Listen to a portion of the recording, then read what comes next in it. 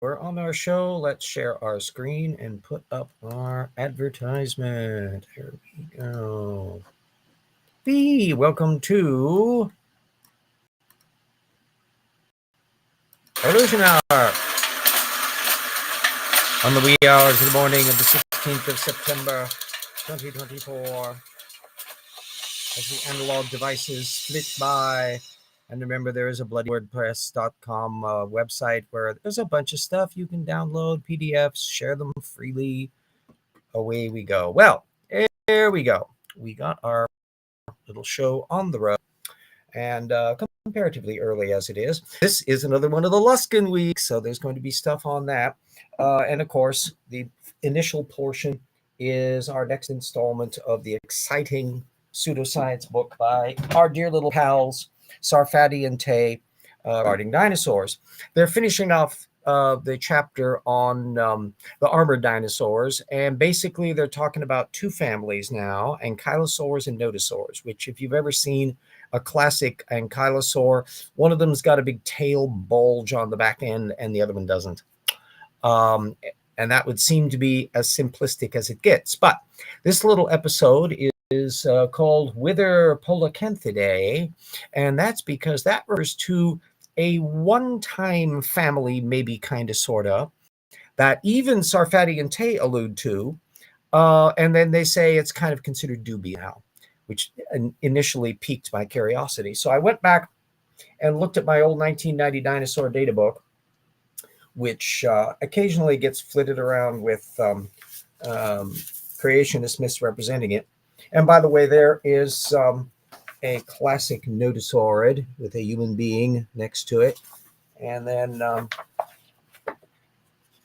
the classic ankylosaurs, boop, also with a human being for scale. Notice the big tail club on the back end, which is the thing that interests initially our little pals at CMI. But funky part is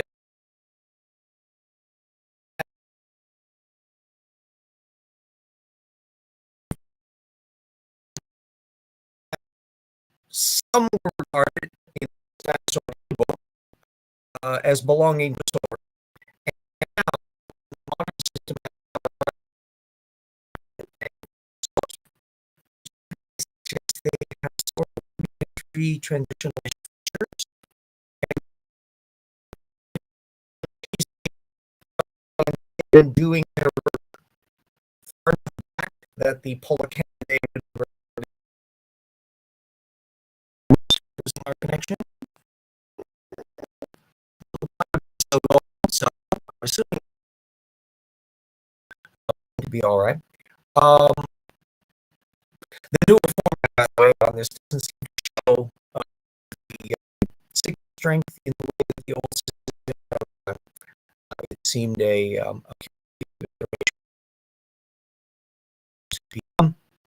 so a couple of papers that are is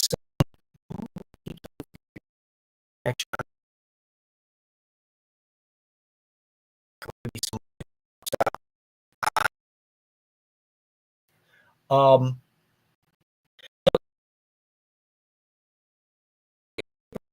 the impact force that can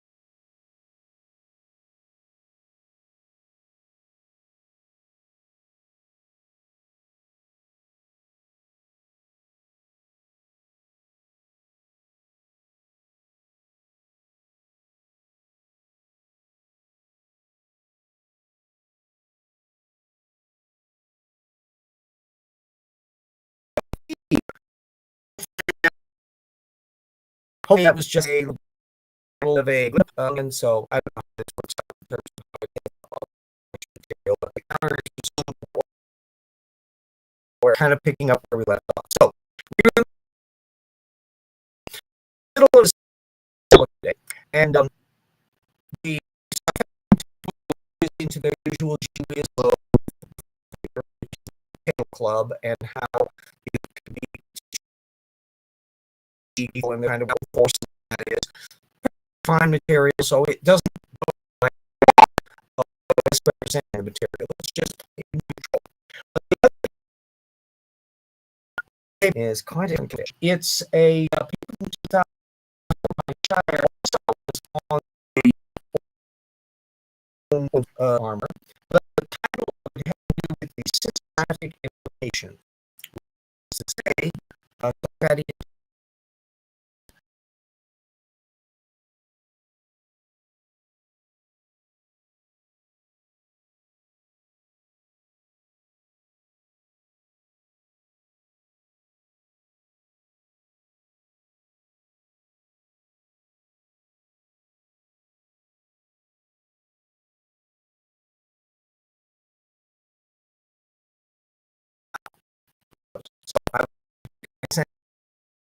so so the second paper that we link up to relates also to these both groups, but with its phylogenomic implications. The whole issue of what were these little swords? Where are these loose ends fitting? How come it was grouped in the Notosaurus and then some of this stuff has been moved over to the Ankylosaurus? So I was playing around and found a pretty nice collection of connection lost again. Well, the counter seems to be still okay.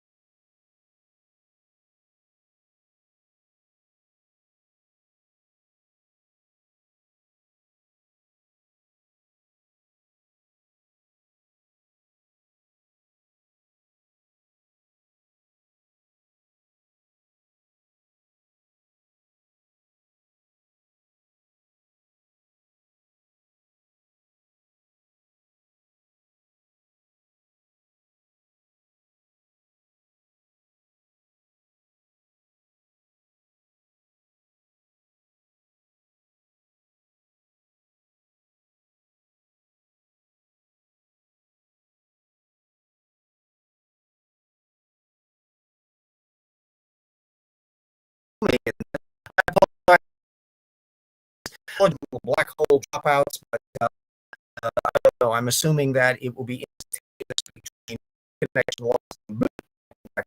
So we'll cross over. So we're in the midst of world that lost down for this. The counter is running. There's a bunch of different papers that I'll be putting up. There's one from Arbor from 2016, which is on the paleoenvironment, implications of how these organisms live in their on their biogeography, and particularly the soils, which they suggest are much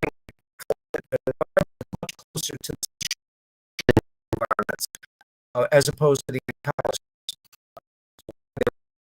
found in adjacent marine on their paleo diversity and the example from Mexico, which of course brings brings up the issue where it's rule of the slosh.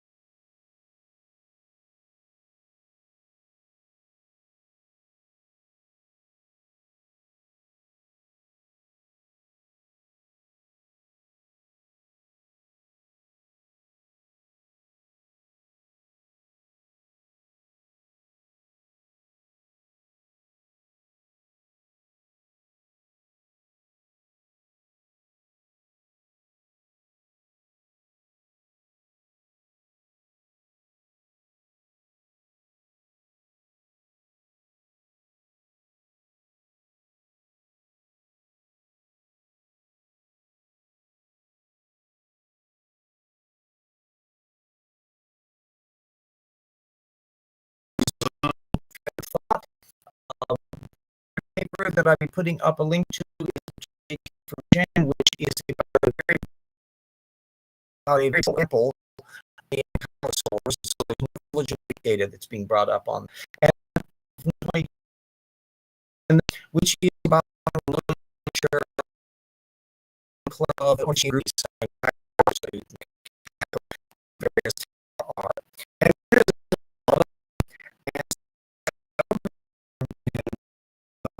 paleo, ever greater functional that's going on. So, let my thank you for all who have been helping out.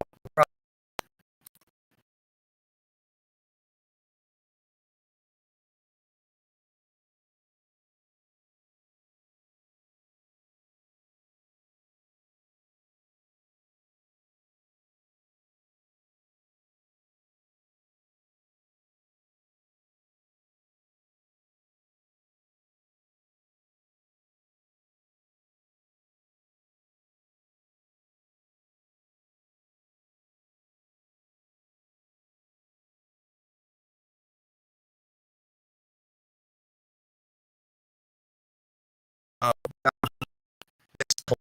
next of a show could not cost as Colombian missing. Um, every exciting world of nothing that is the PC Luskin Sternberg 800 paper list of things that are supposedly showing how really efficient transpose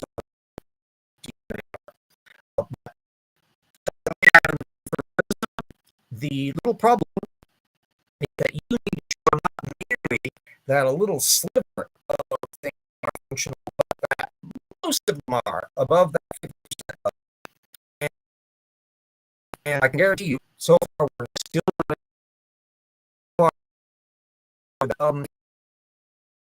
claims is a problem.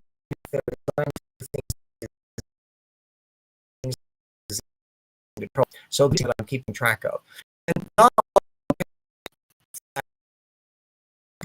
Luskin and company are siphoning about a third or so far. Past about 3 dozen papers, they're bringing the next one is one from 2023 on the activity of 23 ALU prior paper by them back in 2021, which I'll be putting a link to, which was range connected about many thousands of connections and more of that brain function that we've already alluded to. Now, paragraph 23 paper doesn't take ALU functional examples, and as a reservoir of put it, what's interesting is most of those, surprise, ended up on 800, and none of the papers related to disease showed up on 800. So, interesting little pattern. So about a again.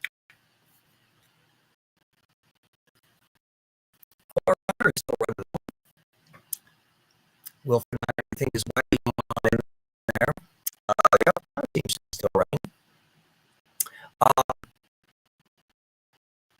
Okay.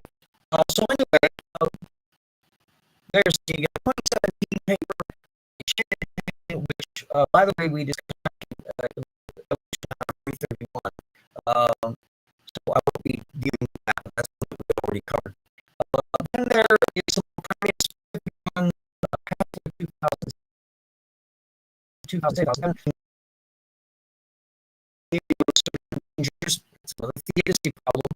And then yet another 2006 paper, separate from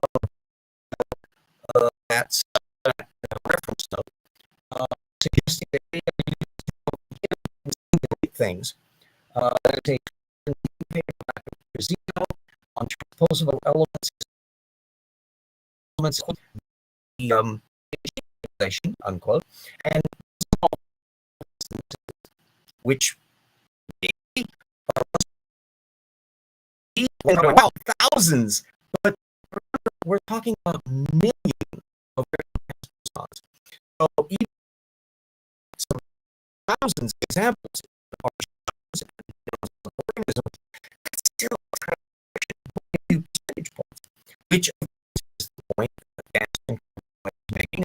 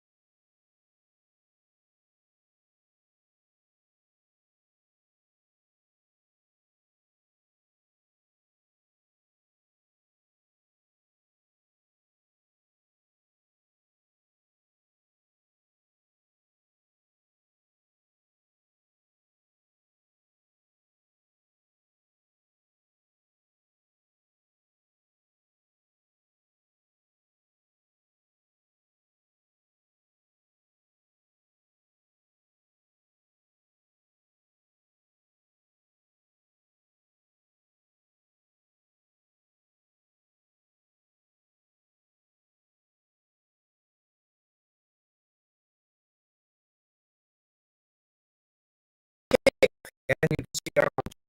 So this is going to be one of the screwier shows. My long history of screwy little shows. Yeah, it says Lost again.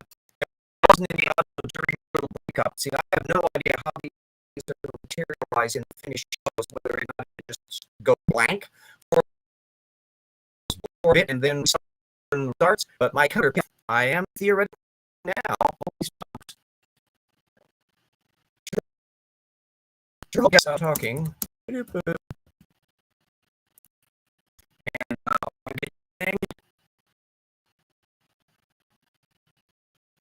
waving my hands and saying that I'm waving my hands.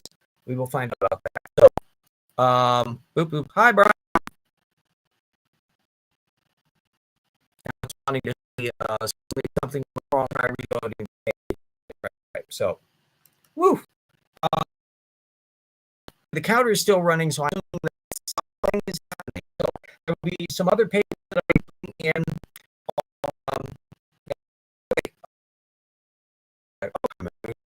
That Dave, I'm always robotic. Vehicle. I'm going science fiction here. So we've got a bunch of things from the 20 ended up on the list. Two, 2012, 2013, 2016 on use. Now the whole point is that we've got an exercise ALU. In other words, that an ALU has ceased to be a dead poson and gets activated as part of an exon. That's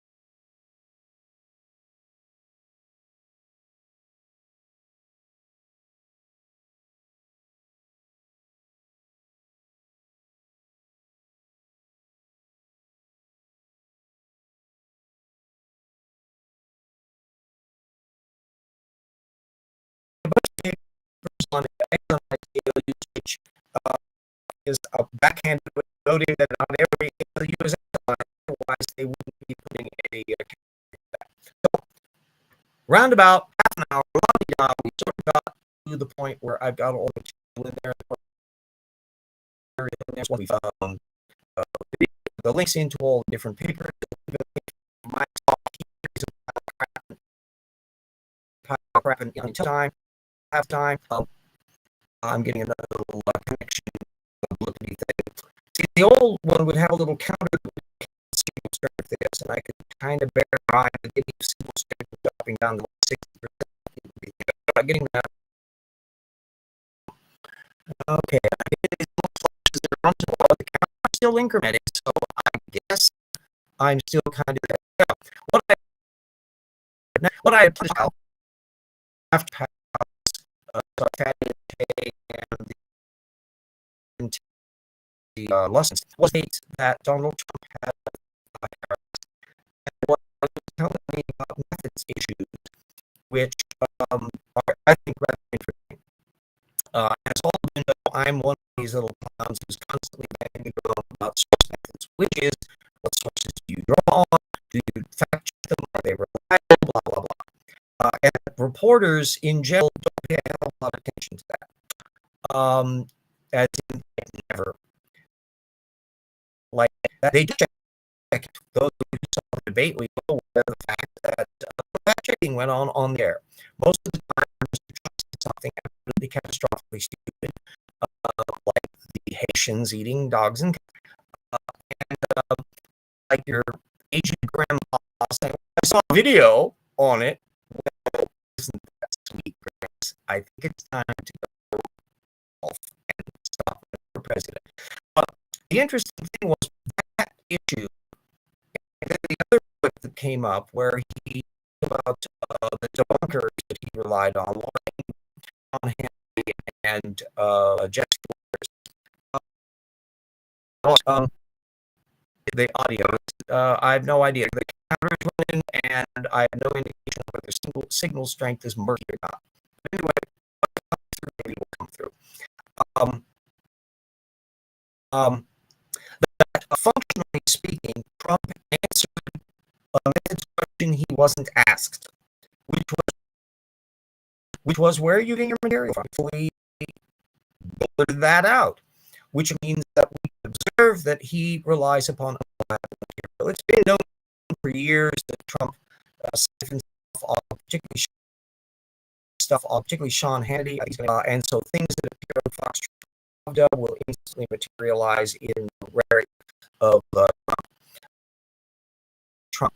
The Haitians, however, is in a slightly different category, and I'll in fact put a link up in the finished video to this from a post from the Hill, because this will trace back, hi, Command Cyborg, to J.D. Vance, Trump's vice presidential candidate, and this has then been metastasized where Ted Cruz picked it up, and Elon Musk, and Charlie Kirk, that little troll, and they just keep repeating all of this stuff.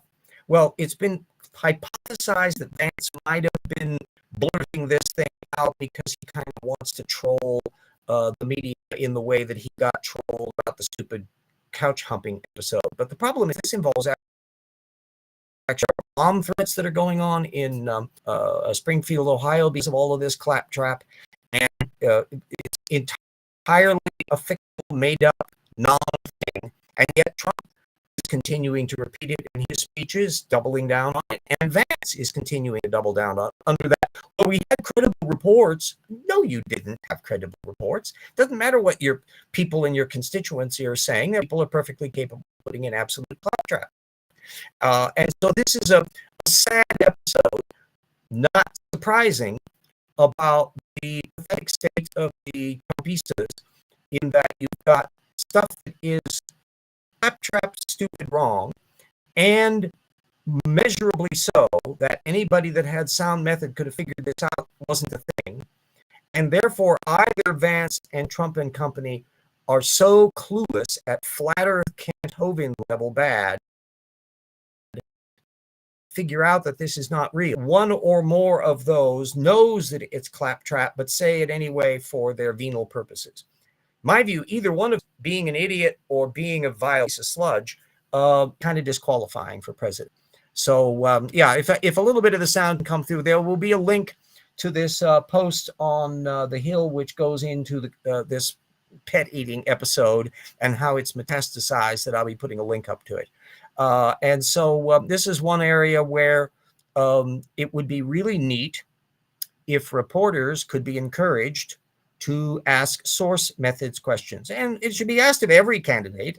I think an answer from VP Harris on source issues would be just as useful as an informative as to method as asking Trump or Vance or anything else. And I think Walsh would also be a sharp one, given the kinds of lectures and things that he's done on science-related matters. I think he would not have any difficulty dealing with it, and I think Harris would have no difficulty dealing with it. But instead, get this vacuous pile of fluff from particularly Trump, where he's constantly using generic terms like "they tell him," and "I have heard from people," and "people say." In the debate, for example, and in some of the speeches since then, I think he did it in California, where he's saying that every single judicial authority said that we should overturn Roe v. Wade and throw it back to the states. Wow, that's a categorical statement. First, it'd be hilarious to ask Trump, can you name any judicial writer at all, let alone all? And are you actually claiming that every single judicial writer in the United States, or what, the world, all agree with him? Why, let's compile a list and let's contact them. And if we discover that any of them don't actually believe that, what penalty do you face? $100 million fine? Like the billionaire could afford that? No, I don't think so. And that kind of jiggery pokery that's going on here reminds us what happens when you have a scientific illiterate nincompoop running for president of the United States. We'll hope that when we get down to the election, we get to have at least a 2020 replay where Trump doesn't win the Electoral College, and better yet, a 2008 replay where you get kind of like an Obama pile, and Florida goes for Harris and a few other places, and things could be really quite interesting. It'll also be very interesting to see how many people actually vote for Trump this time around. He got 75 million this time. 2016, he got 65 million. So we'll want to see where that is, and also what the vote goes for Harris as to whether or not there's been an invigorated electorate, more people coming online. There's at least 8 million new Gen Z people that theoretically could be voting. If a big chunk of them are going for Harris, that could add another 4 or 5 million to the Democratic vote. So it's going to be very interesting to see how the numbers play out and how the Electoral College plays out when we get down to the year. And also, don't forget local elections and state elections. Every single one of these people who are running for state legislatures and secretaries of state and election officials and school boards and even the heads of police offices, as well as judges and all these others, you need to know where they stand and where they fall methodologically. And if they are Tortucan ideologues, right or left, although the odds these days that they will be right-wing, I think another factor is that 50% of the agenda is not scientifically literate. That certainly is a factor.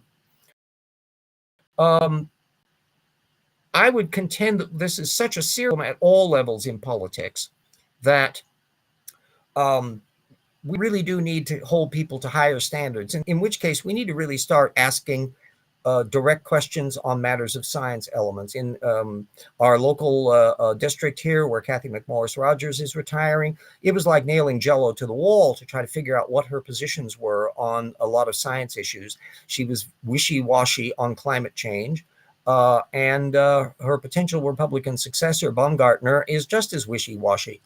When asked about the topic in a debate, he wibble-wobbled over to talk about, well, we need to preserve our dams. Well, that's charming, but could you answer the question as to whether you think anthropogenic carbon emissions are a serious problem or not? Yes or no, please. And, by the way, where are you getting your source field from? Is any of it coming from the Heartland Institute, the fossil fuel flax? It would be fun to know. But unless we start asking source methods questions of politicians routinely, regularly, as a basis along with the fact-checking thing, we're going to be facing this mess in election after election. Tortukans, Luddites, MAGA, all. Yeah, well, certainly there's a great deal of overlap, although you can find Tortucan minds among the political left.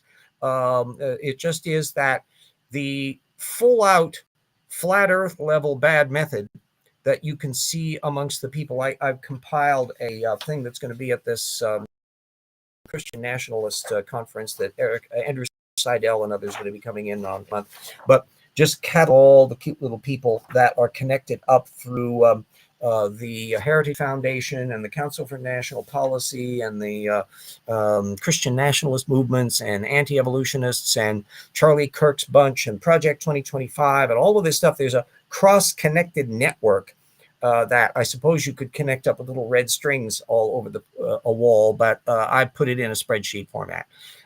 Leave the Jello in the box. It's easy. Yeah. So it's up to us, the voters, and it's up to local media. If you in local areas, we have fairly good reporters here, but it's just the idea that you should be asking source methods questions is not a thing that pops up easily in people's heads.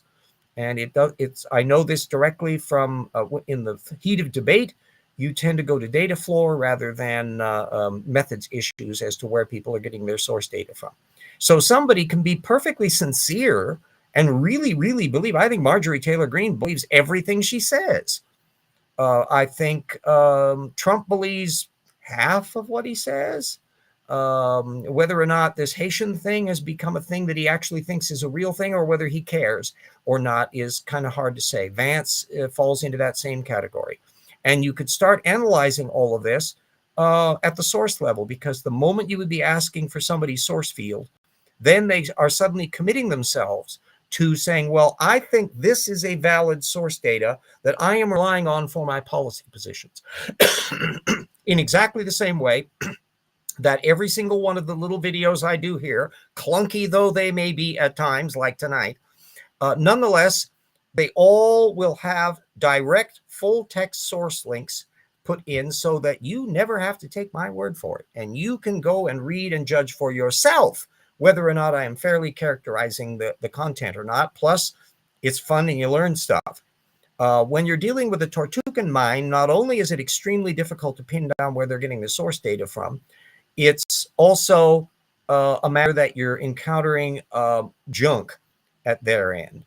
And so you can then delve in to find out where the additional source field and that's coming from. So that's kind of the little sidebar issue that everybody everywhere needs to carry around with them and try to get local media to get on that.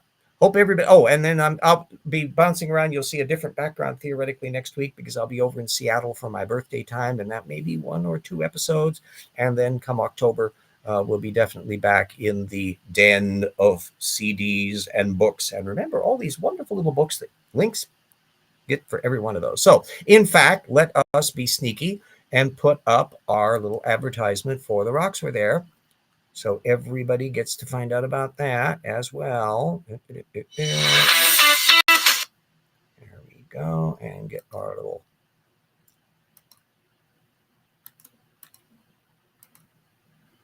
We are very proud of our little project. And volume 2 is here.